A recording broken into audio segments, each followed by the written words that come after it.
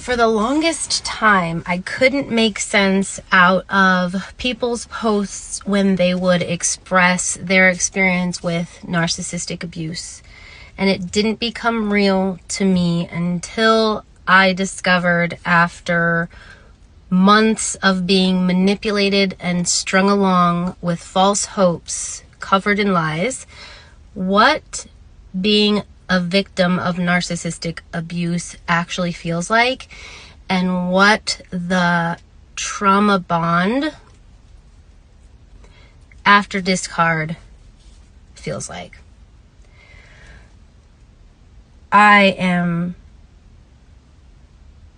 continuously oscillating between feeling great, healed, and moving forward, to experiencing an extreme loss of self and the extreme experience of cognitive dissonance, where what I thought I knew was met with different evidence, and so the reality that I lived was actually this well-orchestrated, manipulated string of lies. But what happens when someone who experiences a narcissist discovers the truth, they're then met with a whole barrage of continued accusations and lies about how it's your fault, about how you're wrong, completely discrediting any sense of truth that you have created and that you have discovered. And it's just this like unreal feeling. So let's have a crash course in identifying what happens in a narcissistic relationship. Number one, the love bombing phase. This is where they are filling your life with exciting adventures, with compliments, putting you on a pedestal, making you feel like, oh my gosh, they have found their person and you can do nothing wrong. Then it transitions into the devaluing stage. This is when you're still together, but the mask has slipped. They stop being as fun as they used to be. They stop showing the smile and the energy that they used to show you.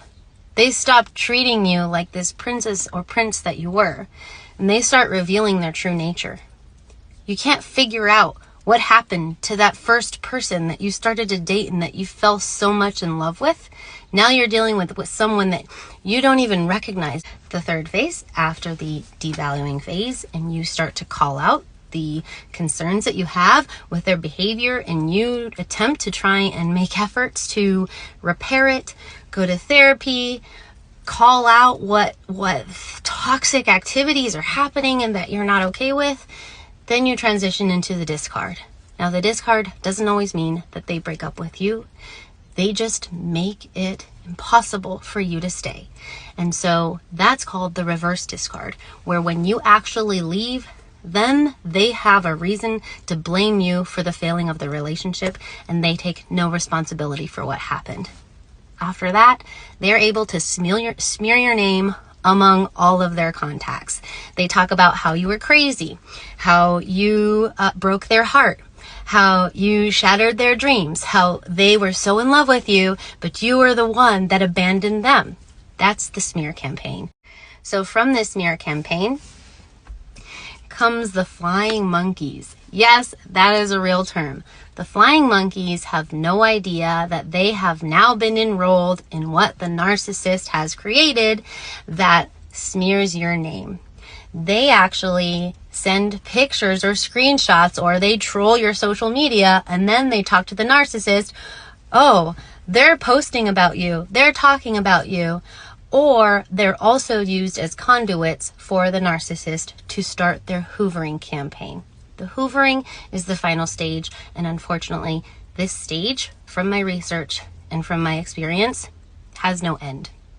The narcissist will either use those flying monkeys, friends, family, acquaintances, to reach out to you, or to continue to talk bad about you, or they'll actually continue to contact you themselves, stalking, emailing, showing up at your house unannounced, sending you letters that are put inside of your mailbox, not through lawful means.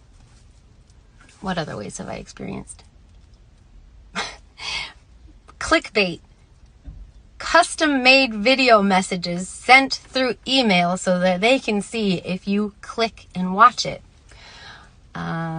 Voice messages, voice memos that are like drawn out emotional memos that are sent to you in order to induce whatever feeling.